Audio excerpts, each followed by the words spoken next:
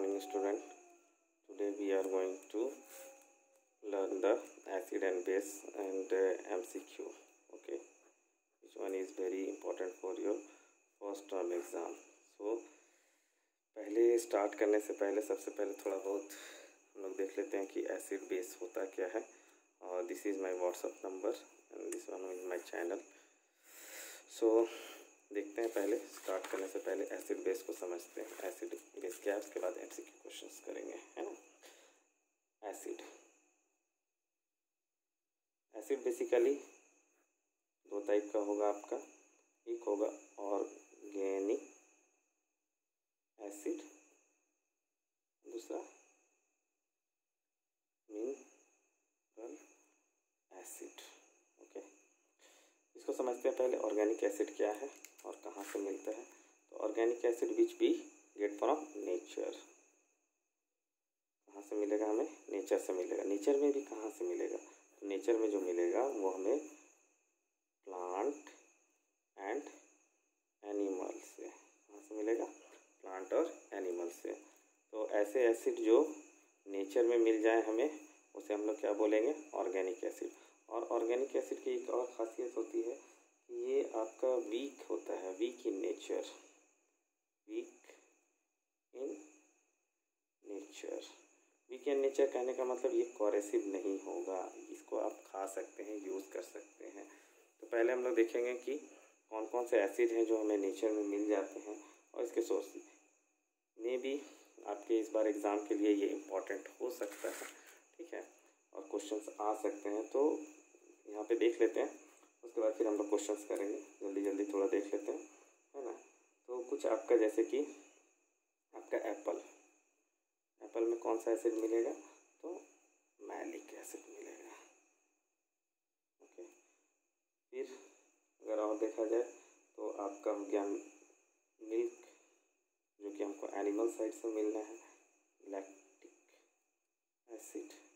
यहाँ पर कर्ड भी लिख सकते हैं, बेटर. उसके बाद आपका लेमन में जो आपको मिलेगा वो कौन सा मिलेगा? सिट्रिक एसिड आएगा. ओके, टोमेटो में जो मिलना है वो आपका एस्कॉर्बिक एसिड ओके. तो इस तरह से हमें कुछ हमने देखा यहाँ पे कि एप्पल से मैलिक एसिड मिल गया, मिल्क में लैक्टिक एसिड मिल गया, लेमन में सिट्रिक एसिड मिल गया, टोमेटो में एस्कॉर्बिक एसिड मिल गया. इसमें ज़्यादा इम्पॉर्टेंट जो है वो है विनेगर. यहाँ से क्वेश्चंस बना सकता है. इसमें जो मिलेगा वो एसिटिक एसिड मिलेगा. एसिटिक एसिड को हम लोग क्या बोलते हैं? इथेनोइक एसिड भी बोलते हैं, इथेनोइक एसिड. इसका फार्मूला हो जाएगा आपका CH3COOH. यहाँ से क्वेश्चंस बन सकते हैं.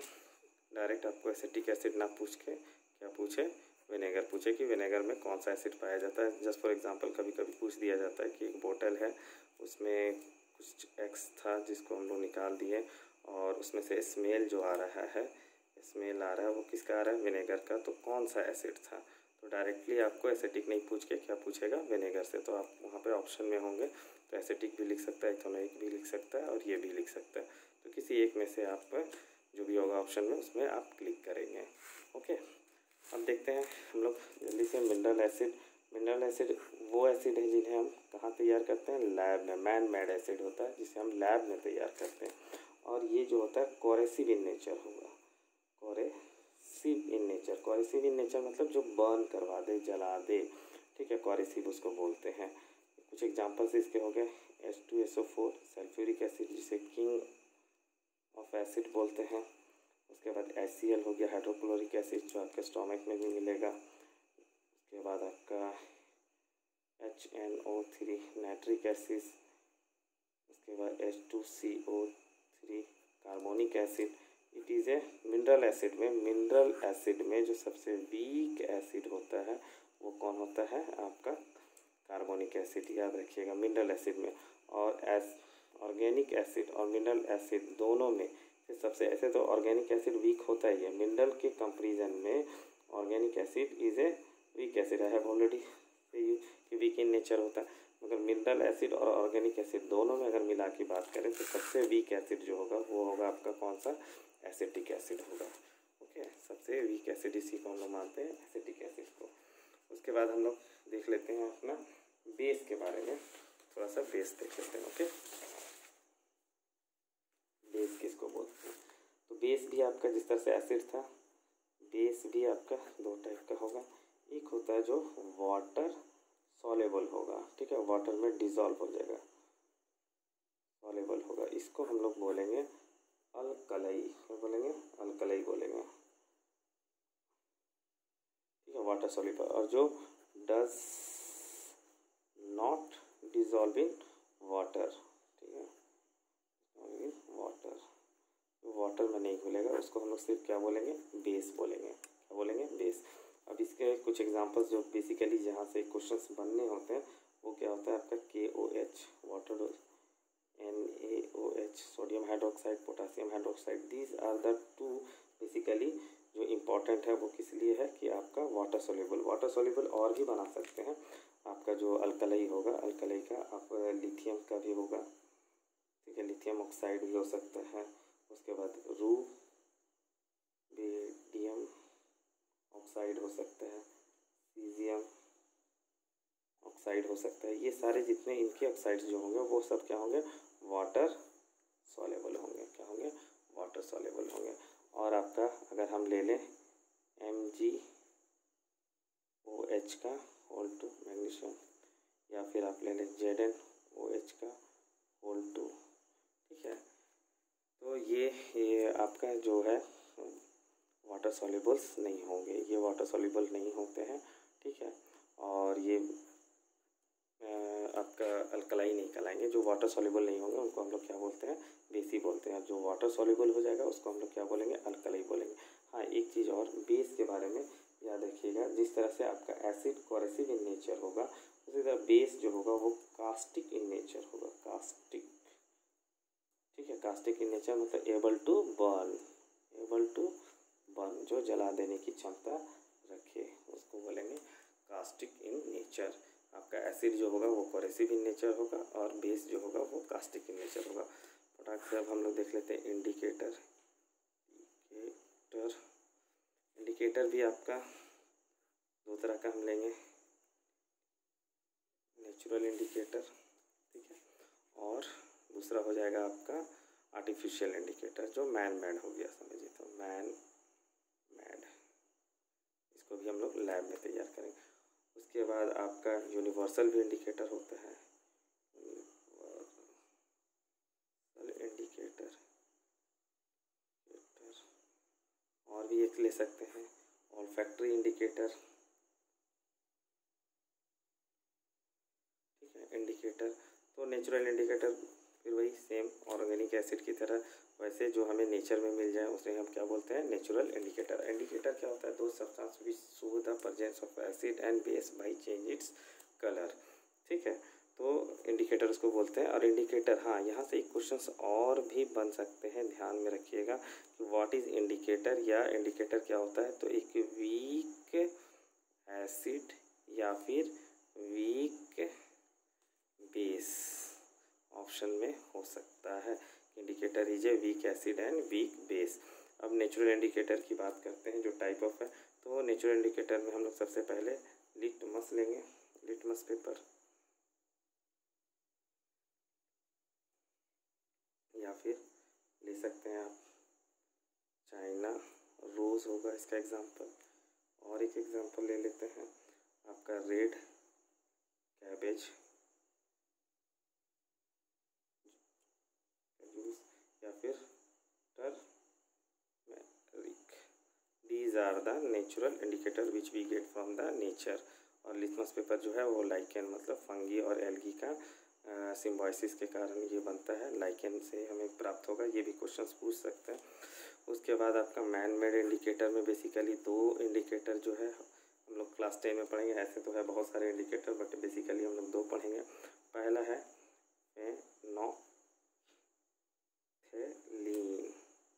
फेनोप्थेलीन, दूसरा है मिथाइल ऑरेंज हैं ऐसे बहुत सारे इंडिकेटर, और भी अगर आप डालना चाहें ये तो जस्ट फॉर नॉलेज आप ले सकते हैं, जैसे कि थाई मोल ब्लू। ओके, उसके बाद और ले सकते हैं आप नॉल रेड। ठीक है, तो these are the man made indicator या सिंथेटिक इंडिकेटर। ओके, अब जल्दी से हम लोग चलते हैं आपके ऑब्जेक्टिव क्वेश्चंस में। हमें एमसीक्यू क्वेश्चन जो इस साल के फर्स्ट टर्म में very very important, I hope कि इसमें से कुछ क्वेश्चंस आपके मिल जाए। 100% तो नहीं, बट ये है कि उस टाइप के क्वेश्चंस देखने को मिल जाएंगे, इजी वे में उस टाइप के क्वेश्चंस देखने को मिल जाएंगे। अगर हम यहाँ अच्छे से कर लेते हैं तो आपको बहुत हेल्प होगा फर्स्ट टर्म एग्ज़ाम में। जो सीबीएसई में फर्स्ट टर्म एग्ज़ाम होने हैं एमसीक्यू, उसमें से कुछ क्वेश्चंस आपके देखते हैं। सबसे पहले क्वेश्चन एक एक करके क्वेश्चन को समझते जाएंगे। यहाँ पे फर्स्ट क्वेश्चन बोलता है कि विच of the flowing compound is formed when zinc react with hydrochloric acid. अब ये इम्पॉर्टेंट क्यों है, मैंने इस क्वेश्चन को क्यों लिया, क्योंकि ये जो है आपके 3 चैप्टर्स में ये क्वेश्चन आ सकते हैं। आपका रिएक्शन केमिकल रिएक्शन चैप्टर से आ सकता है, वहाँ पे भी आपका ये रिएक्शन है, मेटल नॉन मेटल में भी रिएक्शन है, और एसिड बेस में भी ये रिएक्शन है। तो इस टाइप के क्वेश्चन आ सकते हैं। अब यहाँ ऑप्शन को देखते हैं कैसे होगा वो भी देख लेंगे। तो यहाँ पे अगर जिंक मेटल जो है वो रिएक्ट करेगा किसके साथ, हाइड्रोक्लोरिक एसिड के साथ, तो क्या देगा। तो वहाँ पे देखते हैं जिंक सल्फेट है, जिंक क्लोराइड है, जिंक कार्बोनेट है, जिंक हाइड्रोक्साइड है। तो इसलिए यहाँ पे क्लोरीन लगा हुआ है, तो हमें क्या मिलेगा, जिंक क्लोराइड मिलेगा। इसके कुछ क्वेश्चंस देख लेते हैं, जैसे कि Zn HCl के साथ जब भी रिएक्ट करेगा, कभी भी कोई metal, zinc is a metal जब भी कोई मेटल किसी एसिड के साथ रिएक्ट करेगा तो क्या बनाएगा, साल्ट प्लस हाइड्रोजन गैस निकालेगा। तो यहाँ पे बन जाएगा आपका zinc chloride ZnCl2 plus hydrogen gas. इसको बैलेंस कर देते हैं हम लोग, बैलेंस करते हैं तो देखते हैं किसके आगे 2, और यहाँ पे हमने डाला 2। ठीक है, तो जिंक क्लोराइड यहाँ पे अपना हो गया बैलेंस। किसी भी मेटल को, कभी भी कोई भी मेटल अगर रिएक्ट करता है किसी एसिड के साथ, तो आपका जैसे मान लेते हैं Mg, this one is also metal, इसको सल्फ्यूरिक एसिड के साथ अगर रिएक्ट करवाते हैं तो ये क्या दे देगा आपका MgSO4 दे देगा, प्लस क्या देगा आपका हाइड्रोजन गैस निकालेगा। तो हमें जब मेटल, कभी भी ध्यान रखिएगा, मेटल जब एसिड के साथ रिएक्ट करेगा तो क्या देगा, salt plus hydrogen gas release करेगा। तो यहाँ से अपना सही आंसर क्या हो जाएगा, जिंक क्लोराइड हो जाएगा। कौन सा हो जाएगा, जिंक क्लोराइड हो जाएगा। Okay, now come to the next question. Next question पे चलते हैं। नेक्स्ट क्वेश्चन जो आपका बोल रहा है वो क्या बोल रहा है कि what happen when a base is added to vanilla के साथ इसको रिएक्ट करेंगे तो क्या देगा। तो वेरी सिंपल, देखिए ये क्या है, बेस है, और यहाँ पे हमने देखा था ऑल्फैक्टरी इंडिकेटर के बारे में, मैंने वहाँ कुछ नहीं बताया था, इसलिए कि वेनिला और बेस, जब बेस किसी वेनिला के साथ, मतलब आपका ऑल्फैक्टरी इंडिकेटर में क्या होगा कि जब भी किसी के साथ अगर बेस को मिलाते हैं, जैसे वेनिला एसेंट हो गया, ऑनियन जूस हो गया, तो वो उसके कैरेक्टर को डिस्ट्रॉय कर देगा, उसके स्मेल को ख़त्म कर देगा, डिस्ट्रॉय कर देगा बेस। ठीक है, तो ये क्या करेगा, इसके कैरेक्टर को, वेनिला का जो स्मेल है, हम लोग देखते हैं आइसक्रीम वगैरह में वेनिला एसेंट होता है, लेते हैं, तो उसके स्मेल को, उसके महक को ख़त्म कर देगा। तो यहाँ पे colour of the vanilla change ना, ठीक है, वेनिला बिकम कलरलेस ना, हाँ, vanilla loss it's smell, vanilla क्या करेगा, अपना महक को ख़त्म कर देगा। जब भी हम बेस को मिलाएंगे, ठीक है, वेनिला में, तो उसका महक क्या हो जाएगा, लूज़ हो जाएगा, और ये क्या हो गया, ऑल्फैक्टरी इंडिकेटर का एक एग्जाम्पल हो गया। ठीक है, आते हैं जल्दी से दूसरे क्वेश्चन पे।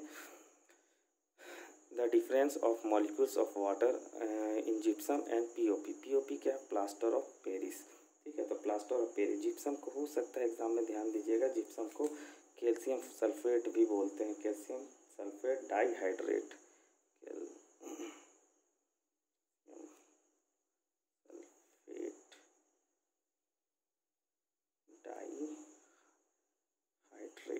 क्या बोलते हैं, कैल्शियम सल्फेट डाइहाइड्रेट।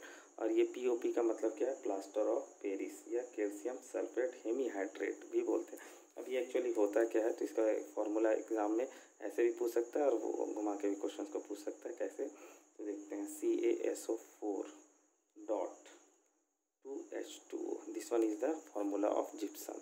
इसको अगर आप 100 डिग्री सेल्सियस, ऑप्शन में देख लीजिए 100 डिग्री सेल्सियस भी हो सकता है और 373 केल्विन भी हो सकता है, तो दोनों में से कोई एक रहेगा। ऑप्शन में पूछा जाता है कि कितने डिग्री टेम्परेचर पे अगर हम जिप्सम को हीट करेंगे तो POP मिल जाएगा, प्लास्टर ऑफ पेरिस मिल जाएगा। तो 100 डिग्री सेल्सियस भी हो सकता है कि जो भी होगा उसमें से आप देख लेंगे, 100 डिग्री सेल्सियस या 273। तो अब जब इसको 100 डिग्री सेल्सियस पे हीट करेंगे तो इसमें से आपके वाटर मॉलिक्यूल्स निकल जाएंगे। CaSO4 dot half H2O, this one is the example of plaster of Paris, this is the formula of plaster of Paris, sorry. और इसमें से 1.5 H2O निकल जाएगा। तो 1.5 को अगर हम सॉल्व करते हैं तो क्या बन जाता है, 3/2 H2O। It mean that this one is the our correct answer. Now come to the another question.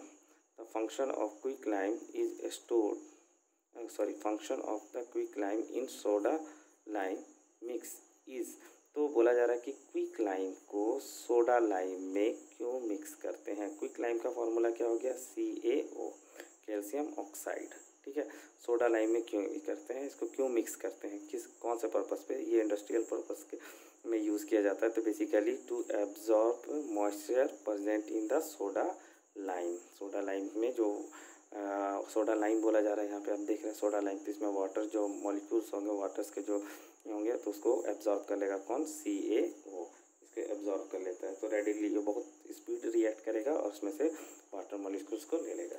चलिए नेक्स्ट क्वेश्चन पे चलते हैं। हाँ, ये क्वेश्चन भी बहुत इंपॉर्टेंट है, देखते हैं।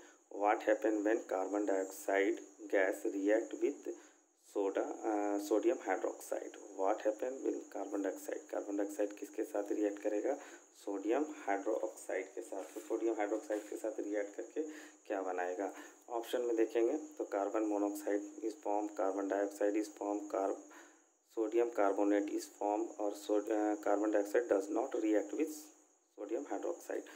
तो एक्चुअली होता क्या है कि इसमें इसको हम लोग वॉशिंग सोडा भी बोलते हैं, वॉशिंग सोडा भी बोलते हैं, या सोडियम बाइकार्बोनेट भी बोलते हैं। तो जब आपका NaO, ठीक है, सोडियम हाइड्रोक्साइड में जब हम CO2 कार्बन डाइऑक्साइड को रिएक्ट करवाएंगे तो ये क्या देगा, ये आपका सॉलिड फॉर्म में होगा, ये गैस के फॉर्म में होगा, और रिएक्ट करवाएंगे तो ये बना देगा Na2CO3 sodium carbonate, okay, plus इसमें से वाटर मॉलिक्यूल्स निकल जाएंगे। तो क्या बनाएगा, सोडियम कार्बोनेट, जिसको हम लोग वॉशिंग सोडा के नाम से भी जानते हैं। तो इसका राइट आंसर क्या हो जाएगा, sodium carbonate is form. Now ये क्वेश्चन, एक इस टाइप के क्वेश्चंस आगे भी आपको देखेंगे, तो यहाँ पे ध्यान से देखिएगा। विच of the following is present in the dilute aqua solution of hydrochloric acid. Hydrochloric acid को जब हम लोग वाटर में मिलाएंगे, डाइल्यूशन करेंगे, तो जब उसका डाइल्यूशन, और याद रखिएगा ये डाइल्यूशन ऑफ एसिड, मतलब एसिड को जब हम पानी में मिलाते हैं, it is A exothermic process. आगे क्वेश्चन हम लोग देखेंगे, तो it is A exothermic process. React करेगा तो क्या बनाएगा, H3O plus Cl minus ion बनाएगा, ये टूटेगा। तो इसमें सही ऑप्शन क्या हो गया आपका, ठीक है, यहाँ पे छूट गया है, ये फर्स्ट वाला आपका हो गया। ठीक है, डाइल्यूशन ऑफ एसिड याद रखिएगा, एक्सोथर्मिक रिएक्शन या प्रोसेस बोल सकते हैं। एक्सोथर्मिक, जब भी कोई एसिड किसी वाटर के साथ डाइल्यूशन होगा, मिक्स होगा, तो वो क्या होगा, एक्सोथर्मिक होगा। सिमिलरली बेस भी जब वाटर के साथ मिलेगा तो वो भी क्या हो जाता है आपका, एक्सोथर्मिक प्रोसेस हो जाता है। थर्मिक प्रोसेस याद रखिएगा, इसमें से भी क्वेश्चंस पूछते हैं कि डाइल्यूशन ऑफ एसिड और dilution of base is a exothermic process, endothermic process. ठीक है, तो याद रखिएगा। आते हैं हम लोग नेक्स्ट क्वेश्चन में। What happen when the solution of acid is mix with A solution of base. ठीक है, तो जब एसिड और बेस को मिलाते हैं तो क्या होता है, हम जानते हैं कि एसिड प्लस बेस मिलके हमें क्या देते हैं, तो साल्ट प्लस वाटर, और ये एक तरह का न्यूट्रलाइजेशन रिएक्शन होता है, it is a neutralization reaction. तो the temperature of the solution increase, temperature of the solution decrease, temperature of the solution remain constant, salt formation. एक तो हमें मिल गया भाई साल्ट फॉर्मेशन। हाँ, तो dilution of acid, dilution of base and acid और base दोनों का मिलना भी एक होता है एक्सोथर्मिक प्रोसेस होता है। It is also a exothermic process. Exothermic process किसको बोलते हैं? ये एक्सोथर्मिक रिएक्शन जिसमें हीट रिलीज होगा और एंडोथर्मिक प्रोसेस में हीट एब्जॉर्ब होता है। तो dilution of acid, dilution of base and acid base का रिएक्शन, ये सब है एक्सोथर्मिक। तो the temperature of solution increase. तो देखते हैं इसमें से कौन सा होगा, बी एंड ये वाला हो गया। तो आपका ये ठीक है। आते हैं नेक्स्ट क्वेश्चन में। The sample of soil for a particular place was tested for its pH value, it come out 5। मतलब बोला जा रहा है कि किसी जगह का मिट्टी को चेक किया गया तो उस मिट्टी में जो है pH वैल्यू कितना है, 5 है। और हम जानते हैं कि अगर मेरा 7 से pH कम है और 7 से ज़्यादा तो ये क्या हो जाएगा, एसिडिक हो जाएगा। और 7 से अगर ज़्यादा है तो बेस हो जाएगा, बेसिक नेचर का हो जाएगा। जैसे 1 2 3 4 5 6 all these are the pH जो होगा वो क्या होगा, एसिडिक होगा। और 7 से अगर ज़्यादा है आपका 8 9 10 11 12 okay up to the 13 and 14 तो ये क्या हो जाएगा, बेसिक इन नेचर होगा। तो यहाँ पे क्या है 5 दिया हुआ, तो this one is the acidic in nature. तो which of the following should be added to the soil to make it suitable for plant. तो आपका तो सॉइल जो है वो क्या हो गया, एसिडिक हो गया। तो उसमें हमें क्या मिक्स करना होगा, न्यूट्रलाइज करने के लिए बेस मिक्स करना होगा। तो जब हम बेस मिक्स करेंगे तो यहाँ पे देखते हैं ऑप्शन में क्या है, कैल्शियम क्लोराइड। कैल्शियम क्लोराइड ये क्या है, कैल्शियम क्लोराइड भाई स्ट्रॉन्ग एसिड और स्ट्रॉन्ग बेस से मिलकर बना हुआ है। जैसे कि HCl जो स्ट्रॉन्ग एसिड और CaOH is the strong base, तो दोनों मिल के बना हुआ है। तो ये एक तरह से न्यूट्रल हो गया, ठीक है। आपका तीसरा आ गया कौन सा, कैल्शियम हाइड्रोक्साइड, जिसका फॉर्मूला क्या है, CaOH का होल 2। तो this one is the base. Calcium oxide CaO के बारे में समझते हैं। जब भी कोई मेटल ऑक्सीजन के साथ रिएक्ट करेगा, ठीक है, ऑक्सीजन के साथ रिएक्ट करेगा तो क्या बनाएगा, मेटल ऑक्साइड बनाएगा, मेटल ऑक्साइड देगा। और ये कैसा नेचर का होता है, बेस नेचर का होता है। तो यहाँ पे हम देखेंगे कि जब कैल्शियम ऑक्सीजन के साथ रिएक्ट करेगा तो CaO बनाएगा, ठीक है। और यहाँ पे 2 बैलेंस कर देंगे तो कैल्शियम ऑक्साइड मतलब बेस इन नेचर। तो ये भी बेस हो गया, ये भी बेस हो गया। तो मेरा ऑप्शन सही, ऑप्शन क्या हो जाएगा 2 and 3। तो this one is the correct answer. Okay, अब आते हैं हम लोग नेक्स्ट क्वेश्चन में।